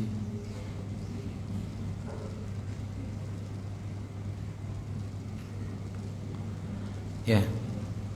Saya minta sama jemaah yang masih udud, ya. Silakan antum udud sebelum masuk masjid. Ustaz, Anies Rambi itu masjid. Ini rumah Allah. Ana minta sama antum. Jangan. Kalau di kampung susah benar. Di masjid ngerokok. Antum ke kampung ana coba. Di masjid Jumatan di dalam ngerokok. Antum larang. Oh, digarok. Tak carokin sampean. Iya. Makanya Pak, kita sudah berilmu, kita pelan-pelan. Karena asapnya itu mengganggu sekali. Ya. Terutama bagi perempuan-perempuan, ya, asapnya itu mengganggu. Tunggu di luar pagar. Antum di warung nongkrong sebelum masuk masjid, udah selesain tuh. Kumur-kumur tuh makan permen karet. Biar enggak begitu bau. Enggak, ya enggak? Ya, apa kek yang sekarang banyak relaksa apalah, seralah antum makan apa. Boleh saja. Kalau mau antum siwak, beli siwak. Siwak sunnah bukan? Sunnah bukan? Saya punya siwak. Angkat tangan yang punya siwak. Punya 1, 2. Ini ada riskan hamba Allah nih. Siwak itu sunnah Pak. Habisnya Ustaz susah masuknya. Aduh, antum bikin susah. Sunnah. Ya, gampang kan? Kalau enggak antum kalau zaman dulu tuh pakai baju. Iya benar. Ya, kenapa? Biar bersih.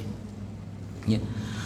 Sababun liduhul jannah, karena kalimat tauhid merupakan apa? Sebab masuknya seseorang dalam surga. Apa kata Nabi sallallahu alaihi wasallam dari hadis Abu Bukhari Bukhari ya dan Muslim, beliau mengatakan, asyhadu an la ilaha illallah wa anni rasulullah la yalqallahu fiha abdun ghairu syatin fihi ma illa dakhul jannah. Ya. Tidaklah seorang mengucapkan 2 kalimat syahadat dan tidak ragu-ragu mengucapkannya, ya, sedikit pun dalam hatinya. Kemudian dia betul-betul mengamalkan apa yang dia ucapkan, kecuali Allah Azza wa Jalla akan memasukkan dirinya ke dalam surga. Inilah janji mengapa tauhid itu adalah merupakan kebahagiaan buat kita. Yang keempat, bahwasanya tauhid merupakan ya pelebur dosa-dosa dan pemberat timbangan. Jadi kalau ucapan tauhid merupakan apa? Merupakan pelebur dosa, pengampun semua dosa dan pemberat timbangan. Sebagaimana nasihat ya atau wasiat siapa? Nabi Nuh kepada anaknya. Apa nasihatnya? Amaruka bila ilaha illallah. Ini wasiatnya. Wahai anakku, aku perintahkan untuk kau menjaga kalimat la ilaha illallah. Ya. Kemudian apa? Seandainya sungguhnya 7 lapis langit dan 7 lapis bumi disimpan, ditaruh berbarengan di satu timbangan, dan kalimat la ilaha illallah di timbangan yang lainnya, niscaya 7 lapis langit dan 7 lapis bumi tidak akan bisa mengalahkan beratnya timbangan kalimat la ilaha illallah. Inilah nasihat siapa? Nabi Nuh alaihissalam kepada siapa? Putranya. Jadi timbangannya sangat berat di sisi Allah Azza wa Jalla dan tidak bisa terkalahkan. Bagaimana kisah? Ya, antum pernah mendengarkan kisah yang sangat panjang ya tentang seseorang laki-laki yang diselamatkan sama Allah Azza wa Jalla dari apa? Dari siksaan neraka oleh Allah Azza wa Jalla. Kemudian dihamparkan 99 jilid bukunya. Ya, 9 jilid bukunya diperlihatkan sama Allah Azza wa Jalla. Ya. Kemudian Allah Azza wa Jalla mengatakan kepada laki-laki ini, kau meyakini, membenarkan semua apa isi buku ini? Demi Allah, aku membenarkan semua isinya. Kemudian Allah mengatakan, apakah malaikat-malaikat yang mencatat mendolimimu selama pencatatannya? Apa kata laki-laki? Tidak, wahai Allah. Kemudian Allah mengatakan, kau punya amalan apa? Kalau Allah tanya kepada kita, Bapak Ibu sekalian, kau punya amalan apa untuk menghancurkan, meleburkan dosamu 99 ember ini, 90 jilid ini? Satu jilid apa? Sejauh mata memandang, lebarnya Pak, tingginya apa? Antara langit dan bumi. Coba bayangkan, ada nggak buku begitu? Nggak ada. Gimana mikulnya kita? Nggak bisa. Nanti di hari kiamat. Maka laki-laki ini mengatakan, aku tidak punya amalan apapun, wahai Allah. Makanya Allah mengeluarkan bitokoh, tapi bitokoh ID card, kartu yang tulisannya apa? La ilaha illallah. Ditaruh di timbangannya, ya, sebelahnya timbangan dosanya. Ternyata timbangan kalimat la ilaha illallah mengalahkan timbangan dosanya yang jumlahnya 99 jilid. Insyaallah. Makanya nih, kapan, mana Ustaz? Yaufir lakum dunubakum. Nah, itulah yaufir lakum dunubakum. Allah akan ampuni dosa-dosa kalian kalau kalian apa? Bertauhid. Ya, kalau kalian apa? Bertauhid kepada Allah Azza wa Jalla. Mengapa kita harus bertauhid, Bapak Ibu sekalian? Karena kita meyakini pertemuan kita dengan Allah. Ada nggak orang yang menolak bertemu dengan Allah? Ada nggak yang menolak bertemu dengan Allah? Tidak mau ketemu sama Allah. Sebagaimana tadi hadis Nabi dari Bara' bin Azib, maksudnya apa? Maksudnya apa? Ada orang yang benci ketemu sama Allah. Allah pun benci ketemu sama dia. Ada nggak orang yang menolak ketemu sama Allah? Hai, ada nggak orang yang menolak ketemu sama Allah, Bapak Ibu sekalian? Ada nggak? Ada. Bahkan untuk menerima amalnya, catatan amalnya nggak mau. Ada yang nolak. Orang yang tidak mau tahu tentang amal perbuatannya selama di dunia, ada orang nolak, nggak mau dia. Kenapa? Walam adri ma hisabiyah, biar aku nggak tahu hisabku. Supaya dia nggak tahu hisabnya. Daripada aku tahu, sengsara hidupnya. Makanya ada orang yang bahagia ketika amalnya diberikan sama Allah, dia bahagia banget. Bahkan jingkrak-jingkrak dia. Kenapa? Karena dia menerimanya dengan tangan kanannya. Tapi ada orang yang menerima catatan amalnya bishimali atau wara'a dhahri, dari tangan kirinya, bahkan dari belakang. Mereka nggak mau nerima ini. Nolak mereka.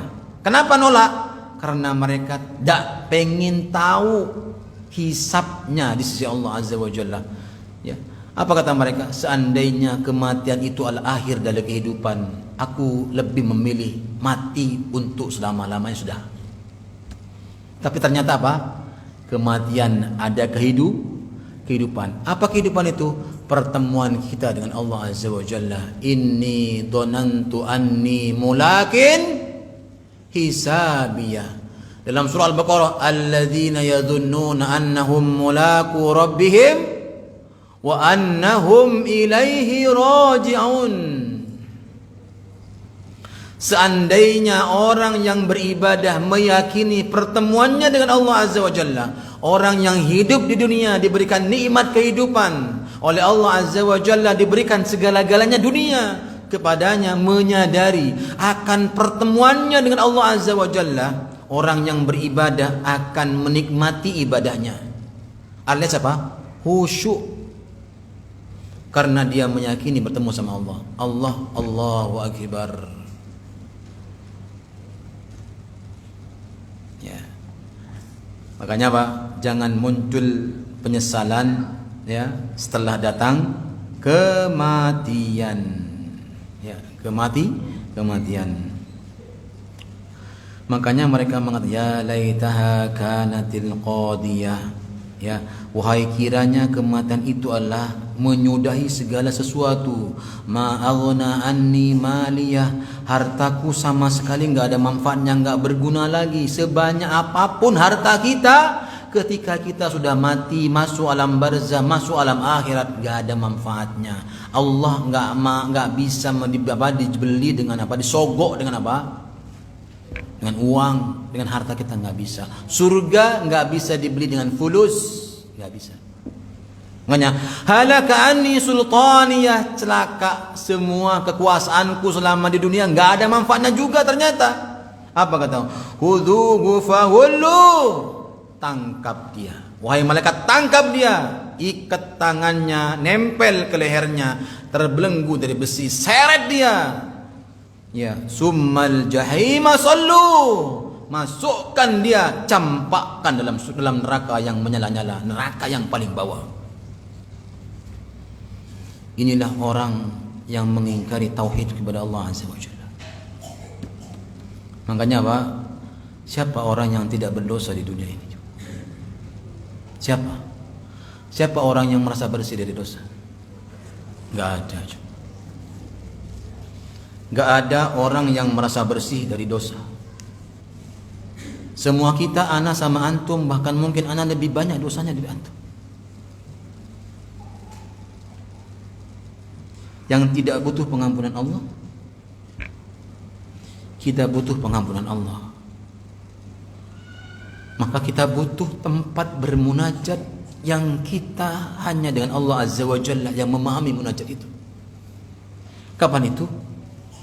Di malam di mana manusia sedang tidur semuanya, kita bangun, bangkit, bermunajat kepada Allah, sujud kepada Allah, mereview semua dosa-dosa kita kepada Allah Azza wa Jalla agar Allah mengampuni semua dosa kita. Karena surga tidak akan bisa dimasuki dengan dosa. Maka minta sama Allah, berdoalah kepada Allah Azza wa Jalla agar Allah memberikan tauhid, menegakkan, menanamkan tauhid, menyertai kehidupan kita dengan tauhid, dan kita bisa mengamalnya dalam kehidupan sehari-hari kita. Masih ada 3 poin, namun sudah waktunya sudah ini, insyaallah ya. Tapi hal yang paling penting sudah disampaikan sama antum, ya, sama antum. Lanjut kepada as-soal. Baik. Mudah-mudahan soalnya nih tidak menyusahkan saya menjawabnya. Memudahkan orang lain kan betul gak Pak Ganggung? Kalau memudahkan orang lain dimudahkan sama Allah. Baik, pertanyaan pertama, apakah harus lepas sendal jika ziarah kubur bukan dalam keadaan ikut menguburkan mayat? Maksudnya gimana?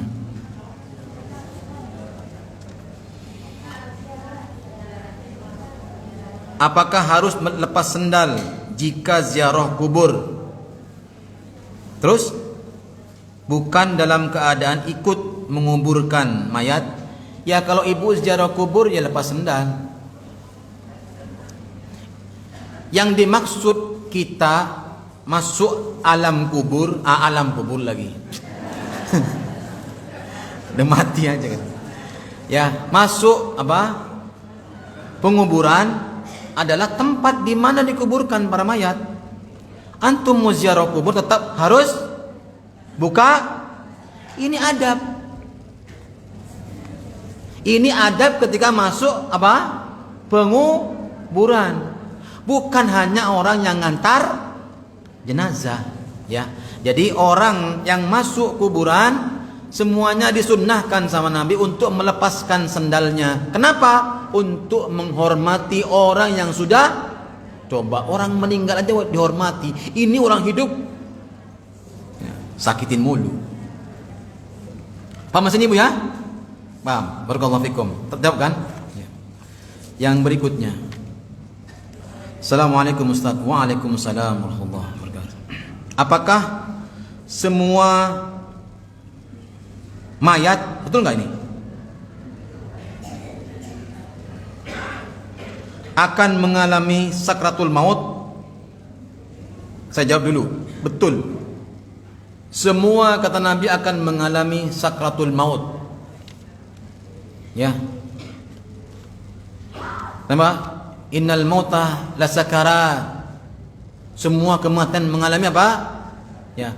Lihat Nabi SAW, orang yang dicabut nyawanya oleh Allah, ingin dicabut nyawanya oleh Allah, ditarik sama malaikat pencabut nyawa, itu seperti orang yang dipotong-potong 70 ya, 70 bagian tubuh kita.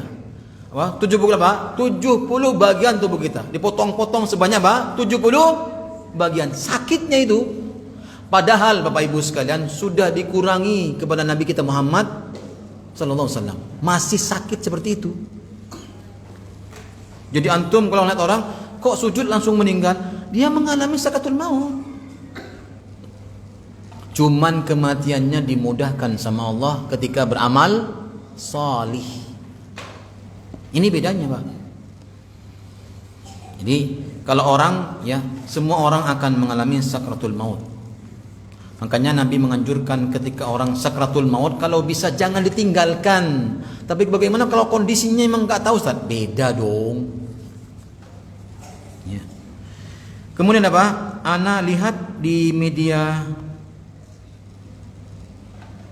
apa nih? Media koran apa media apa? Sedang membaca Al-Quran dengan suara lantang lalu terjatuh dan meninggal. Jadi saya katakan tadi ya, kita ini tidak bisa kemudian memvonis bahwa orang ketika dia teriak-teriak itu namanya orang lagi sakratul maut. Semua orang akan mengalami sakratul maut. Innalil mauti lasakarat. Nabi sallallahu. Sesungguhnya apa? Kematian itu apa? Ada sakaratnya. Semuanya. Tapi ada yang dimudahkan sama Allah. Seperti orang ini lagi baca Quran meninggal. Ada orang lagi sholat meninggal. Ada enggak? Banyak lagi sujud selama-lamanya sujud. Ada enggak? Ada. Ada orang Iwan di Villa Nusa Indah ini ya, Villa 5 ya, di rumahnya Villa 5. Jadi imam masjid, ya, imam masjid. Dia nunggu Isya, dia sholat. Habis sholat sunnah dia nyender ke belakang. Selama-lamanya dia nyender. Apakah orang itu mengalami sakrat? Mengalami. Semua orang akan mengalami itu. Makanya Allah Subhanahu wa taala, semua orang akan mengalami sakratul maut. Ya. Yang jelas ingat sabda Nabi, semua orang akan dicabut sesuai dengan kebiasaannya. Lagi main gaplek, mati. Ya, makanya ibu jangan sering kuliner mulu. Tiba-tiba kata malaikat, aku datang ya. Lagi posting makanan, datang. Enggak tahu. Ya, makanya apa? Biasakan hidup kita dalam keadaan kebaikan. Makanya jangan nunggu kematian, tapi kita persiapkan akan kematian. Apa persiapan kita akan kematian? Ya, amal solih. Ya. Makanya Bapak Ibu sekalian harus punya amalan minimal 1 yang bisa kita banggakan di sisi Allah Azza wa Jalla dan kita wafat di atasnya. Maaf tuh. Ya, paham ya Bu? Bapak Ibu sekalian? Banyak bener yang nanya nih. Emang saya lagi diuji ya? Apakah dosa selalu dibalas di dunia? Apakah dosa bisa ditebus hanya dengan taubat nasuha? Wah, banyak benar pertanyaannya. Atau akan dibalas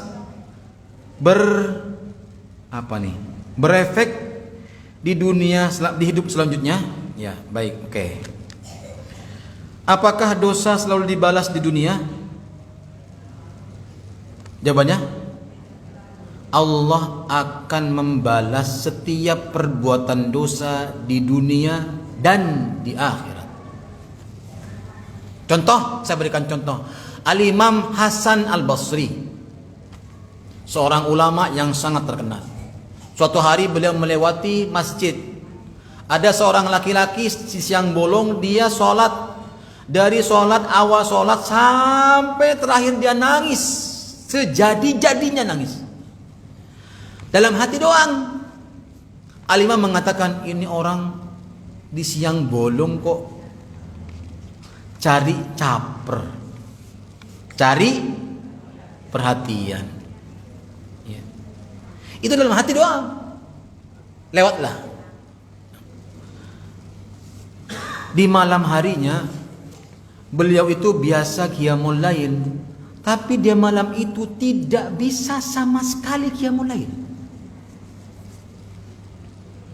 Semalam, malam berikutnya juga begitu. Malam berikutnya juga begitu.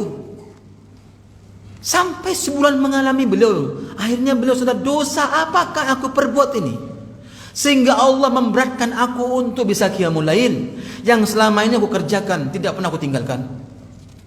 Diingat-ingat, Allahu Akbar, ternyata aku suudon sama laki-laki itu. Apalagi jelas-jelas nyakitin. Kue itu gak cantik, tapi manis. Nyakitin gak? Gak cantik tapi manis. Gimana sih? Gak jelas. Cantik-cantik aja. Ya. Saya nyesel ketemu sama Anda. Wush, selama ini ketemu sama siapa? Jangan, itu nyakitin. Ya, nyakitin. Bahasa yang bisa menyakitkan seseorang itu adalah bukan sifat seorang muslim.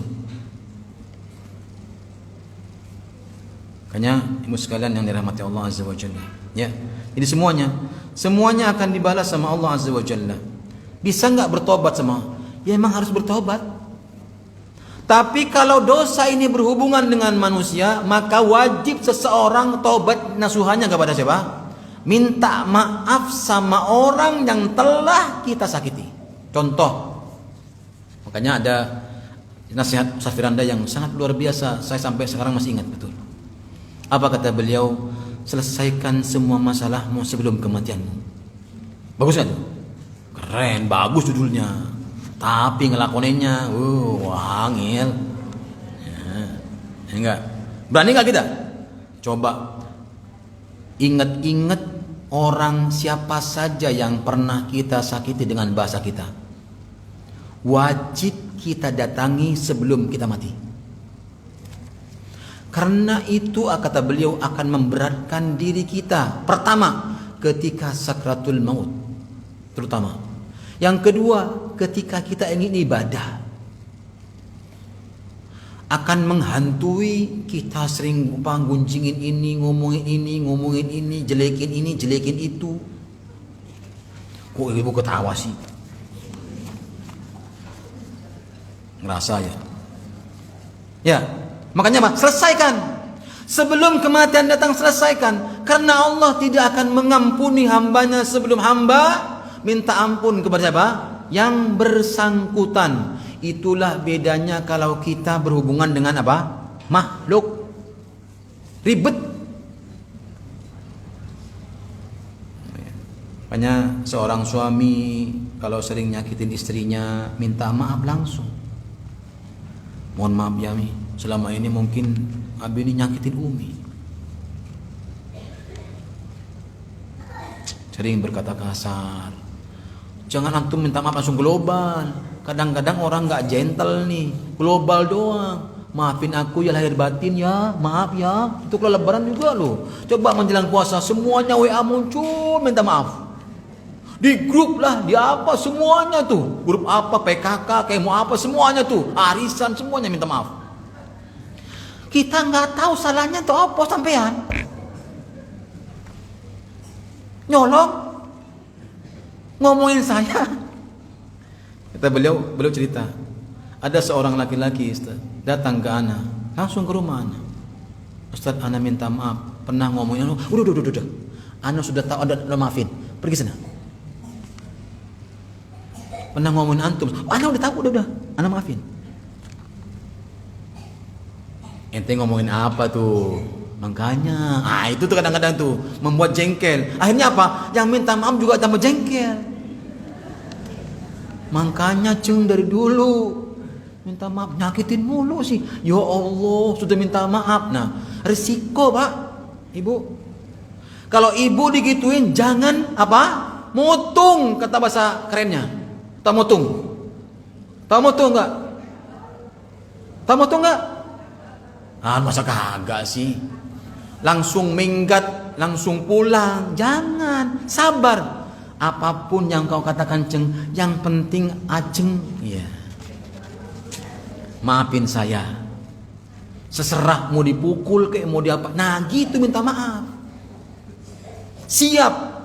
Mau dikatain kayak mau tempeleng kayak mau dipukulin, enggak apa-apa. Yang penting orang itu maafin betul. Kenapa? Karena sangkutannya dengan kebahagiaan kita di akhirat. Ini berat makanya. Kalau sama Allah gimana Ustaz? Ya Allah, antum ambil wudu, sujud di sini. Lama antum enggak pulang-pulang, enggak apa-apa. Bilang sama istrinya, "Mi, aku minta maaf enggak pulang hari ini. Aku mau sujud sama Allah." Izin dulu. Jangan dicari nanti orang hilang lagi di iklanin. Ternyata dia Al-Ikhlas. Paham di sini? Ya, makanya apa? Ini kalau barang-barang gimana Ustaz? Ya antum sampaikan yang barang-barang itu minta maaf sama temennya yang nyakitin. Ya. Ini pertanyaannya banyak betul. Nanya apa tur? Ya, baik, bismillah. Assalamualaikum Ustaz. Waalaikumsalam. Izin bertanya tentang riba. Waduh. Ini kajiannya tauhid, tanyanya riba. Jawab enggak? Enggak ah. Ya. Ini seharusnya Ustaz Irwandi, kalau Pak Ivan Doni nanya-nanya Ibu. Saya baca dulu ya. Saya hargainlah, bismillah insyaallah. Saya sering mendengar ceramah-ceramah atau kajian-kajian tentang riba. Tetapi sangat banyak sekali orang-orang yang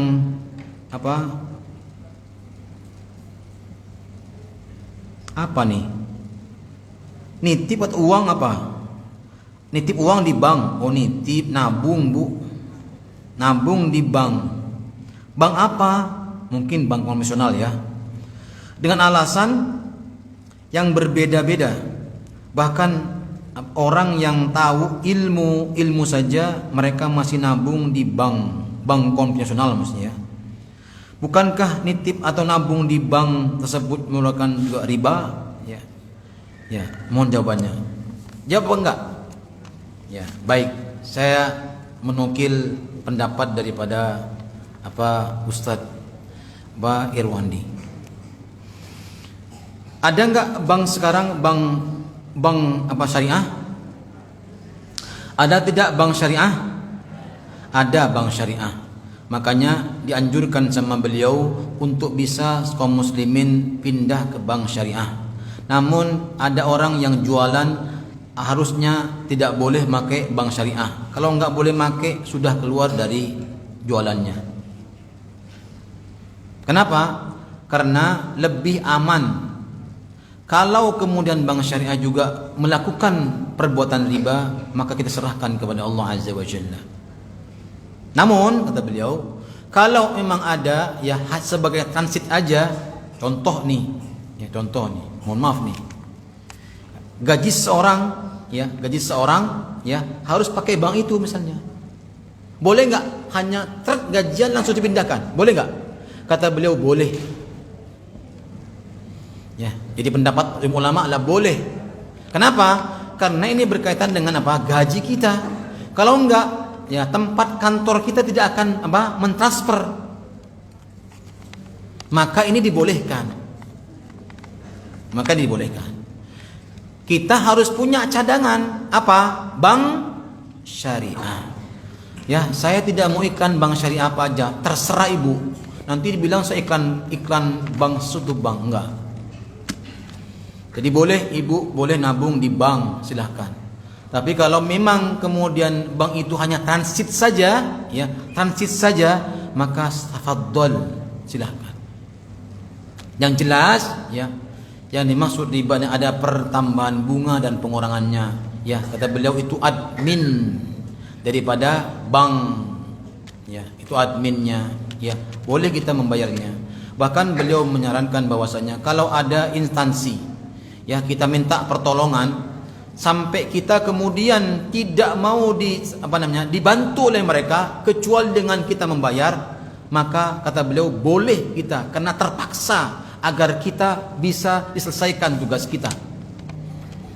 Sampai begitu, ya paham sampai ibu sini? Ya, nanti kalau ingin tanya lebih lanjutnya sama beliau saja. Ya.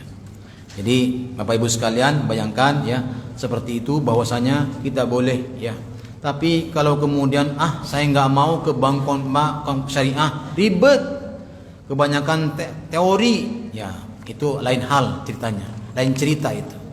Kalau kita ingin menyelamatkan diri kita, mudah-mudahan kita sudah berusaha semaksimal mungkin. Ternyata Allah Azza wa Jalla masih ya melihat bahwa ternyata bank ini betul-betul bukan syariah. Itu semuanya wallahu a'lam bishawab. Ya, Allah bisa. Ya, itu barakallahu fikum. Yang terakhir. Assalamualaikum Ustaz. Waalaikumsalam warahmatullah. Ada hadis yang menyatakan jika kita sholat subuh secara berjamaah terus berzikir sampai syuruk, kemudian sholat 2 rakaat, maka pahalanya seperti haji dan umrah, sempurna. Apakah hadis ini sahih?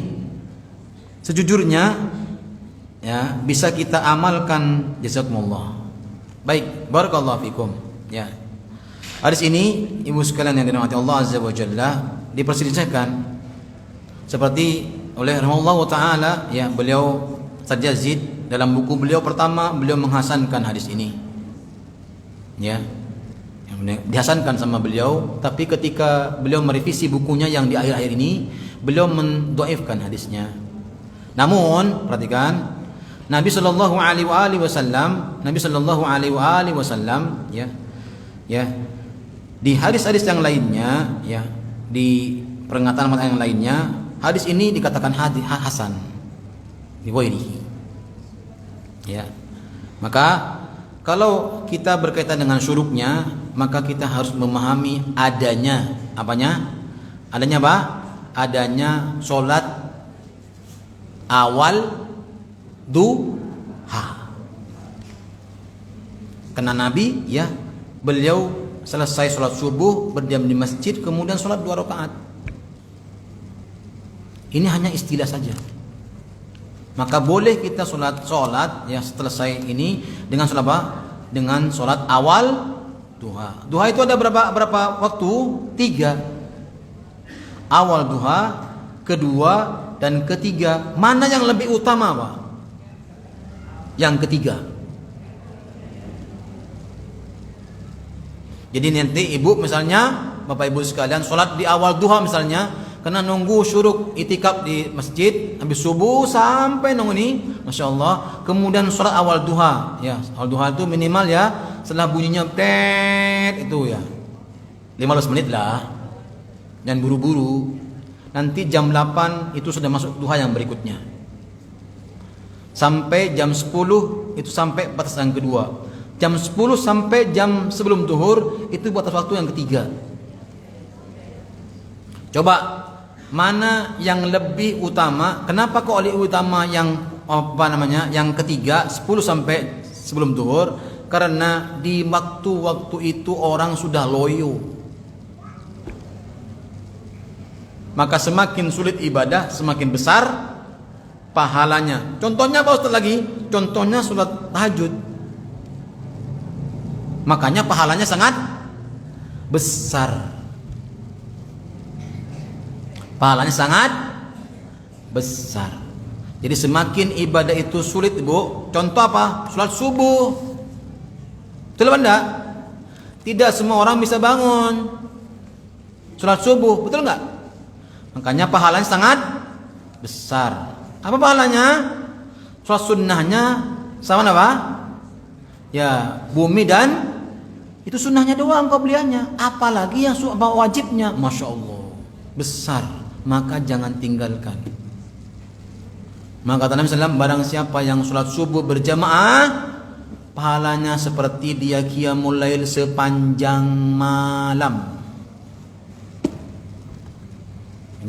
Ya, semangat gak? Semangat lah insyaallah.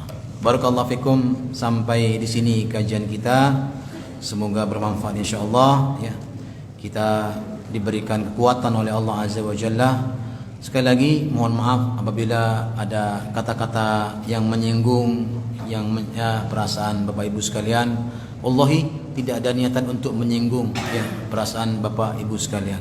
Sekali lagi ya, saya sebelum tutup ya, saya buka rumah inklusi di Duta Indah Kenanga 2 I3 nomor 3. Bagi Bapak Ibu yang punya putra atau cucu yang mengalami keterlambatan dalam berjalan, kemudian bicara dan lain sebagainya, atau anak autis dan sebagainya, boleh diterapi di rumah ya inklusi ya insyaallah di Kenanga 2. Sudah ada 40 orang sepekan kita buka, alhamdulillah. Bahkan ada yang mengatakan, Ustaz, kalau anak tidak bisa infak gimana? Ibu datang saja untuk terapi di sini, saya nggak akan minta bayaran sama sekali. Itu hanya pengganti AC sama gurunya yang ngajar saja. Itu pun nggak seberapa kita berikan. Ya. Jadi kalau ada anak ibu yang misalnya ingin latihan di rumah saya, boleh. Saya butuh karyawan, tapi ya ini sosial, insyaallah lah diberikan sesuai dengan yang ada. Selama ini kita berikan sesuai yang ada. Ya, infaknya berapa ya sudah diberikan ya gurunya. Alhamdulillah sudah 40 orang, mudah-mudahan lebih nanti insyaallah. Sekarang banyak daftar. Ini saya buka WA sudah banyak daftar. Ya, makanya saya berharap saya bisa bantu insyaallah bagi anak-anak yang jalannya kurang, nanti insyaallah saya terapi. Namanya kalau di rumah sakit fisioterapi. Yang banyak adalah Down syndrome. Yang di rumah sakit sekarang sudah nolak-nolak, insyaallah di rumah saya nggak saya tolak. Insyaallah hari ini kalau yang ingin berkunjung ke rumah habis zuhur ada sekitar 30 orang yang akan terapi di rumah Ahad ini. Makanya mohon maaf kalau agak terganggu ini, tapi bergantian jamnya, bergantian sampai malam insyaallah ya. Kita siapkan makan mereka ya, kita siapkan minumnya, insyaallah diberikan. Insyaallah saya nggak akan miskin, insyaallah berkah ya. Barakallahu fikum. Sampai di sini saja. Subhanakallah bihamdik. Oh ya, terima kasih Bu Yuni dan teman-teman ya jemaah majlis apa namanya Pak Soto? Ya itulah namanya, saya nggak ingat. Saya kalau sebutin ini di mana masjidnya, ternyata Al-Ikhlas. Aduh, makanya saya terima kasih sekali, jazakumullah khair. Semoga Allah berkahi sumbangan Bapak Ibu sekalian yang telah menyumbang tentang berdirinya rumah inklusi untuk sama-sama membantu. Alhamdulillah ya, kita mudah-mudahan diberkahi hartanya dan diberikan balasan oleh Allah Azza wa Jalla. Subhanakallah bihamdik. Asyhadu an la ilaha illa anta astaghfiruka wa atubu ilaik. Assalamualaikum warahmatullahi wabarakatuh. Waalaikumsalam warahmatullahi wabarakatuh. Jazakallah khair Ustaz atas apa yang sudah disampaikan ilmunya. Semoga bermanfaat untuk kita semua. Untuk informasi